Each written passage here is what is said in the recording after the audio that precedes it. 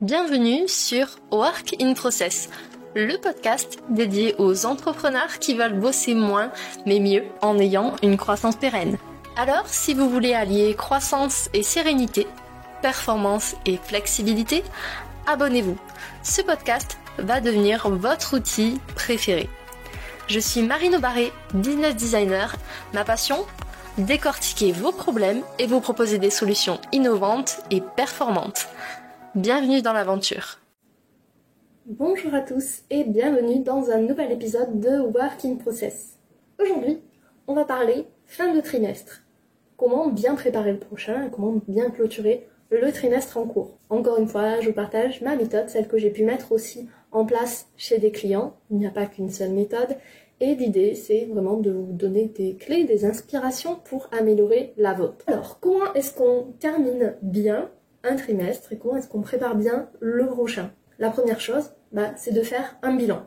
Un bilan financier, donc au niveau de vos charges fixes, variables, au niveau de vos entrées d'argent aussi. Est-ce que le prévisionnel a été tenu? Est-ce que vous avez eu un surplus d'entrée d'argent? Est-ce que vous en avez eu un petit peu moins? Faites un état des lieux le plus exhaustif possible. Ensuite, moi ce que je trouve très important en tant qu'entrepreneur, c'est de faire un bilan émotionnel aussi de ce qui s'est passé sur le trimestre. Alors je triche un peu puisqu'en fait, moi je fais mon bilan chaque semaine, chaque mois, chaque trimestre, etc.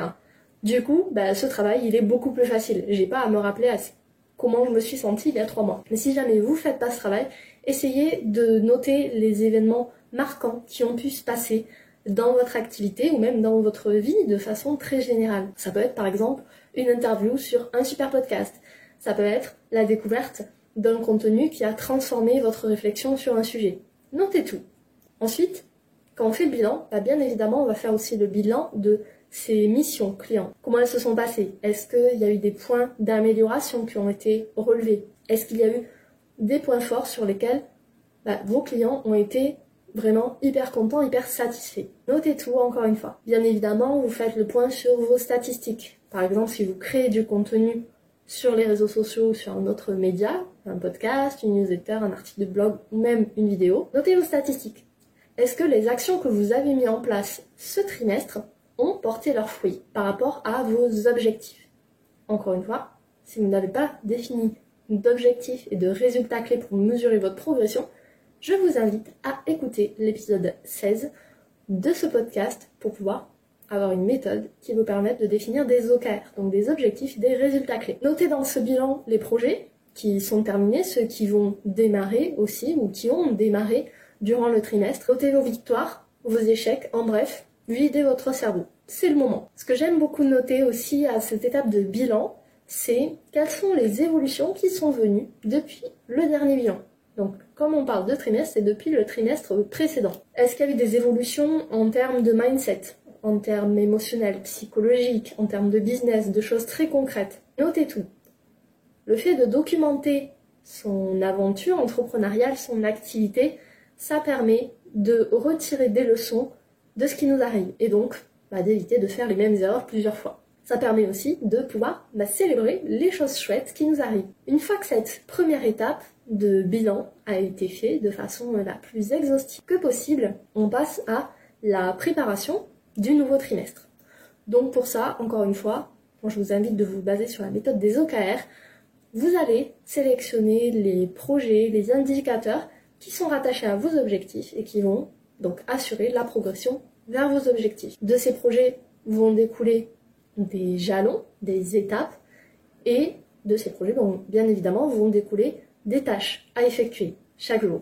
Si vous êtes mordu de l'organisation, vous pouvez même commencer à planifier vos semaines à l'avance. Ce que je recommande aussi, chaque trimestre, c'est de mettre à jour quelques process et éventuellement d'en créer des nouveaux si jamais vous avez décelé des besoins. Pourquoi c'est intéressant de faire ça à chaque trimestre? Parce que ça vous évite d'avoir un gros tas de process à mettre à jour à la fin de l'année. Sachant que la fin de l'année, on a d'autres priorités comme par exemple clôturer de façon comptable son exercice. Et la dernière chose, pour bien préparer le prochain trimestre, que moi j'utilise beaucoup en tout cas, c'est le planning. Je le mets à toutes les sauces. Mais vraiment, moi ça m'aide sur tous les plans. Ça m'aide à définir les prochaines mises à jour des process. Sauf si vous avez des automatisations qui sont en place avec un système de récurrence et du coup vous pouvez sauter cette étape. Les deux plannings, ça sert aussi à définir les jalons, que ce soit pour mes propres projets, pour les projets de mes clients, et donc de pouvoir mesurer ma charge de travail. Est-ce qu'elle est réaliste? Est-ce que j'ai besoin d'un petit peu plus de délai, d'un petit peu moins?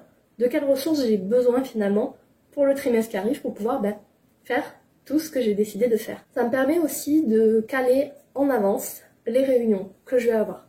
Une fois qu'on a fait donc, pour rappel, la première étape, le bilan du trimestre qui vient de s'écouler, qu'on a mis à jour des process de son business ou qu'on en a créé, et qu'on a planifié finalement les jalons de nos projets, les réunions, les prochaines mises à jour, les choses importantes qu'il va falloir faire sur le prochain trimestre. Ce que j'aime beaucoup utiliser aussi, c'est des outils de coaching ou de développement personnel.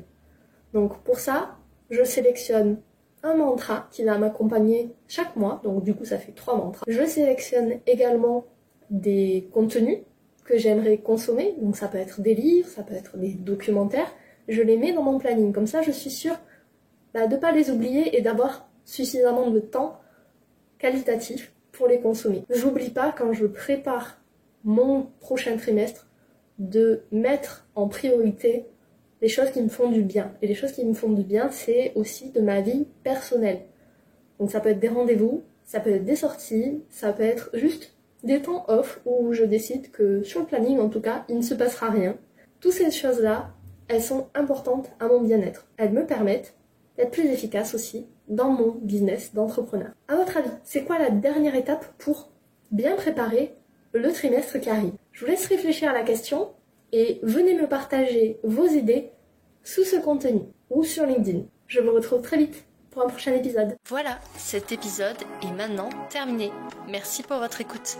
Je vous souhaite à tous une belle journée, soirée et à très bientôt dans le podcast. Bye! Cet épisode t'a plu? Tu peux le partager en me taguant ou lui laisser 5 étoiles sur Apple Podcast. Encore merci pour ton écoute, à très vite.